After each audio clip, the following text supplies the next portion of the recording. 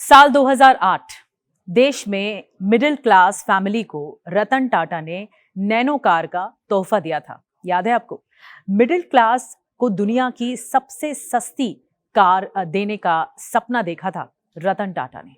जी हाँ, और उसे सच भी करके दिखाया। रतन टाटा ने जो सपना देखा उसे सच करके दिखाया। और ये बात अलग है कि भारतीयों ने इस कार को इतना प्यार नहीं दिया, पूरी तरह से पसंद नहीं किया, नकार दिया। लेकिन लखटकिया कार नैनो के बनने की कहानी जो है वो काफी दिलचस्प है। जी हाँ, रतन टाटा के निधन के बाद उनका 2 साल पुराना एक ट्वीट है, एक सोशल मीडिया पर पोस्ट है जो कि वायरल हो रहा है। और इस पोस्ट में एक बार फिर से चर्चा हो रही है लखटकिया कार की, नैनो की, जिसमें उन्होंने टाटा नैनो की कहानी बताई है कि कितनी कहानी दिलचस्प रही, जो शायद उनके दिल से निकली थी। उन्होंने ऑटो एक्सपो 2008 में नैनो को लॉन्च किया था, लखटकिया कार को लॉन्च किया था। एक तरह से मिडिल क्लास फैमिली के लिए सपना पूरा हुआ कार चलाने का, जो अब तक स्कूटर चला रहा था। एक तस्वीर शेयर की उन्होंने और बताया कि कैसे स्कूटर को देखकर उन्हें नैनो बनाने का जो ख्याल आया वो एक कहानी के रूप में आया। और उन्होंने ये भी बताया कि जिस चीज ने उन्हें नैनो बनाने के लिए सबसे ज्यादा प्रेरित किया वो चीज उनके जहन में अब तक है। और वो लगातार भारतीय परिवारों को स्कूटर पर देखते आ रहे थे, स्कूटर पर एक साथ देखते आ रहे थे। और ये भी बताया उन्होंने कि जैसे बच्चे किसी तरह अपने माता पिता के बीच में स्कूटर पर जब सवार होते हैं तो सैंडविच की तरह दिखते हैं। और ये बात उन्हें अच्छी नहीं लगी। और उसके बाद उन्होंने सपना देखा कि क्यों ना स्कूटर को रिप्लेस करके एक कार आ जाए जो मिडिल क्लास फैमिली अफोर्ड कर दी जाए, जिससे दुपहिया वाहन सुरक्षित भी हो जाए।